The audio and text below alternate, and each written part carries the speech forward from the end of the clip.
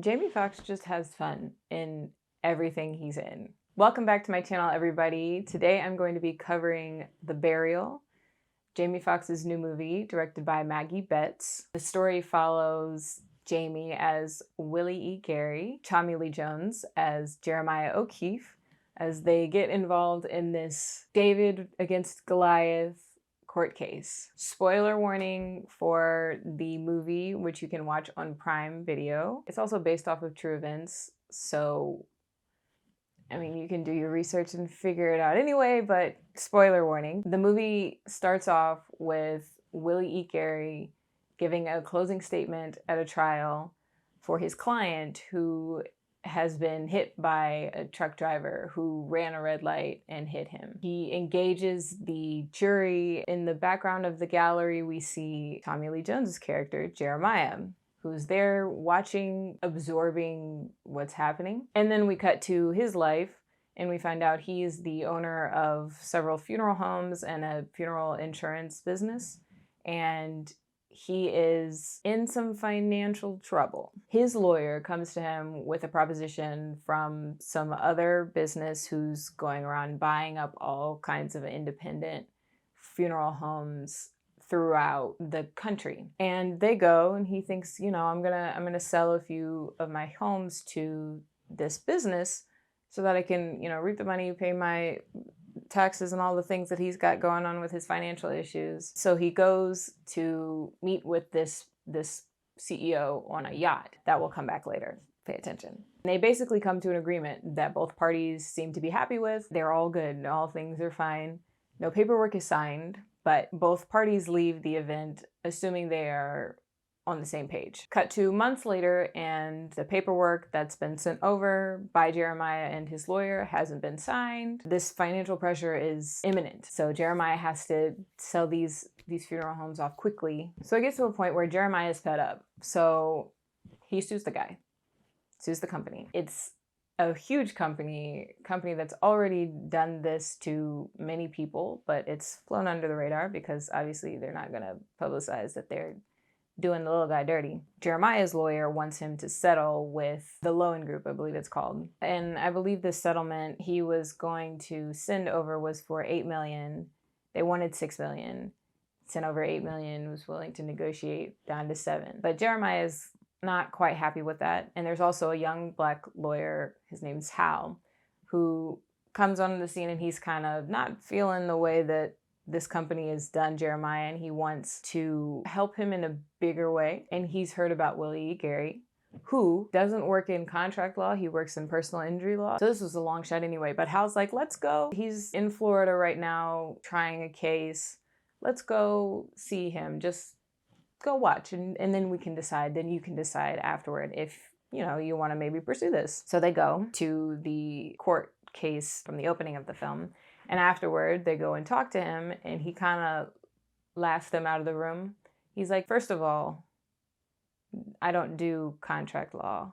Second of all, this case is for chump change. Like, it's not worth my time. He's basically like, this ain't gonna work, my friend. Also, I don't take white clients. Jeremiah is a white man. Like, I don't know what you want me to do. Hal ends up convincing him after they leave, and Hal's like, no, let me just give you one more chance. And he presents it to him as taking down the big fish. So Willie accepts the case. He and Jeremiah's lawyer, Mike, do not get along at all. Mike's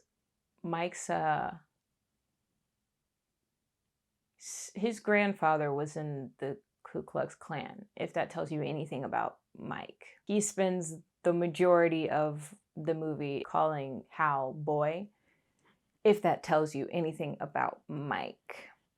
So Willie E. Gary, he don't quite like Mike, and Mike doesn't like that Willie E. Gary has been brought in as lead counsel, taking his role from him. Fun ensues, you know, they get going. The Lowen Group finds out that they've hired this prominent black lawyer, and so they hire a prominent black lawyer of their own, a woman named Mame Downs. The reason that they get into this, or at least the Lowen Group thinks this, and Hal kind of had this idea too, is that where the case is being tried is in an area that is mostly black people. So the jury will be mostly Black people. And the jury's not gonna really, be super involved in the trial, with two white men arguing about contract law. Willie Gary's a storyteller. He weaves these large tales, and that's the appeal. Not only will he pull in the Black audience, but he's going to keep them entertained in a trial about contract law. Mame is hired as the antithesis to Willie E. Gary. She's played by Jurnee Smollett, by the way. Amazing. Chef's kiss. So trial starts. Things are going. Some issues happen along the way. Willie E. Gary is replaced as lead counsel by Mike. That fails miserably.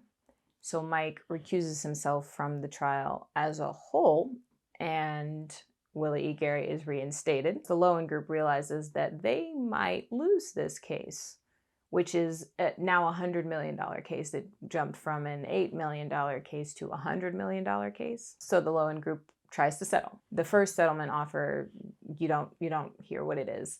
The second settlement offer, which is their best and final, is $75 million.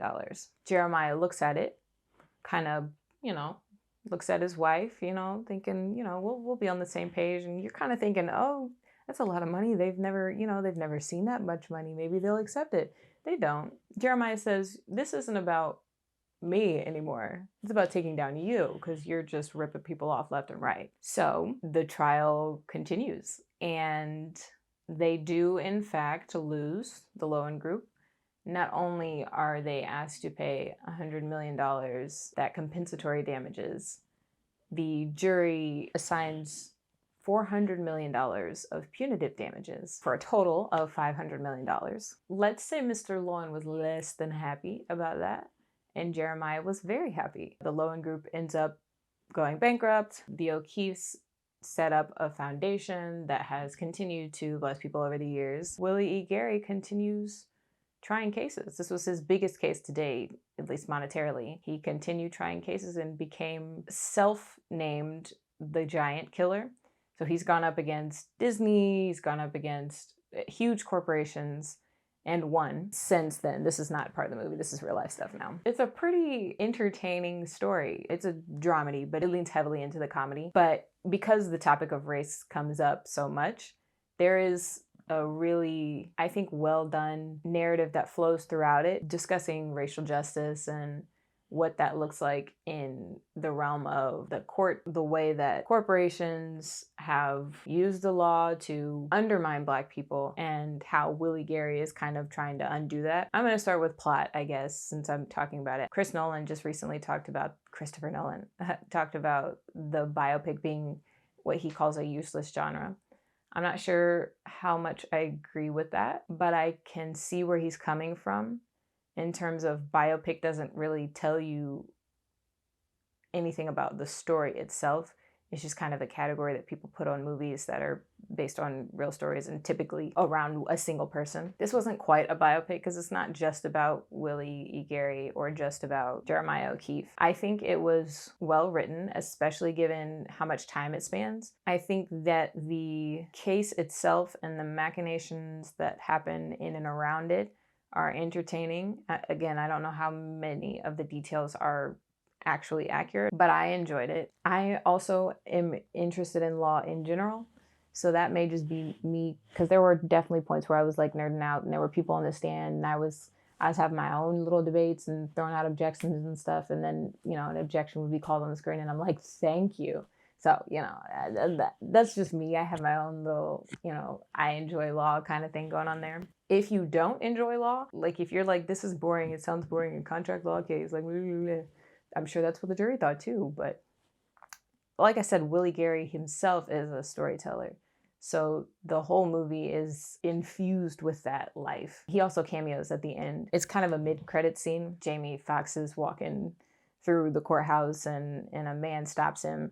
Willie Gary, they kind of have a little conversation and then he goes on. It's real cute. I enjoyed the story a lot. I think it was very effectively told. As I can recall right now, I don't have any issues with the pacing. Like I said, there's a lot of time covered because trials happen over a period of months. And I think that this whole situation happened over the period of more than a year. Yeah, I didn't have any issues with the pacing that I can think of. In terms of acting, Tommy Lee Jones, Jamie Foxx, Jurnee Smollett, like what are you gonna say? They're amazing. Jamie Foxx is amazing. My favorite movie, or at least the movie that I tell people is my favorite, it's probably not accurate anymore. There's probably another movie that I would consider my favorite, but it would require me to think really hard through every movie that I've ever seen anytime somebody asks me that question. So when I am asked that question, I have a boilerplate answer ready to go. My favorite movie is Ray, the 2004 biopic that Jamie Foxx starred in and won an Oscar for. He was excellent, and he had fun. He had so much fun. He's just a ball of energy and a ball of life. He's got so much charisma and he pulls people in. It looked like he got to bring a lot of himself to the character too. Like he said recently when he was dealing with his health issues, he wants to make people laugh. He definitely did that in this movie. There are so many very, very subtle moments. There are some subtle jokes in there that are like culturally significant or culturally related that I found very entertaining. And I have my dad just happened to be sitting with me for part of the movie, watching the movie, and it caught him enough. He usually, like, when he'll come sit with me, he'll poke fun at me. He'll start parroting what the TV's saying or, interrupting, whatever. But he, like, actually got caught up in the movie to the point where I had come home the next day to him watching the movie from the beginning. If that tells you anything. It's a good movie. It's very funny. And the acting was spectacular. Love Jurnee Smollett as well. Her character's story, being someone who's technically legally fighting for the side of the Goliath, and the white man who very much shows disdain for anyone but him, whose company has taken advantage of Black people and specifically the Black church. Her dealing with that and her rivalry with Willie Gary, and then at the end when she ultimately loses, the admittance of, I hate losing, but I kind of wish that y'all had gotten him for more kind of thing. It was very interesting. And I think very well played. Visually, there's nothing really that stands out as particularly noteworthy. There's a scene where they talk about a burial, and specifically where enslaved people were buried, and there's like this really nice sequence of shots, beautiful shots of this open field where these people are buried, and there's a tree with a swing, and you kind of see the characters in the way background. And it's just a nice, very pretty, very significant moment. Not just visually, it's more, kind of the symbolic meaning of it. That was the only thing that really stood out visually. Other than that, it's a legal drama, so it's kind of pretty standard visually. And then, like I mentioned, I think it's the nuance of how race was discussed and utilized in the story was very, very well done, especially the conversations around the Black church and how influential it is in the Black community, especially in the South. So I think that was really, really nicely done as well. Overall, I'd probably give this movie an 8 out of 10. It was a very entertaining movie. Definitely a movie I would rewatch. I might be a little biased in saying it's an 8 out of 10. I mean, it's a really great movie, genuinely. I don't mean that it's less quality, but I just really enjoyed it. But it's not necessarily, the performances are great, and I think there's some real quality work done there. But in terms of the movie as a whole, like, it's not groundbreaking, but it's good. Yeah. So for those of you who don't know, which is probably most of you, I had hip surgery 2 weeks ago today from the filming of this video, which is Wednesday, November 22nd. So I didn't post a video last week. I hadn't recorded anything new. I wasn't ready to record anything yet. I will be talking about that in a video of its own. It'll probably be a short video because there's not too much to say right now. But I'm doing good. I'm on the mend. That being said, thank you for watching this video. Please leave a like and comment what you'd like to see next. I have a video that I might do on Trolls Band Together, but I'm not sure if anyone would care or want to watch that. So if you feel strongly either way, please let me know. Or if there's another movie you'd like to suggest, let me know. I'll also be doing the Hunger Games, so keep an eye out for that. If you want to watch something else from me, you can check out my latest movie review here, and you can check out my video that I did about graduating right here. Alrighty, I will see you guys next time.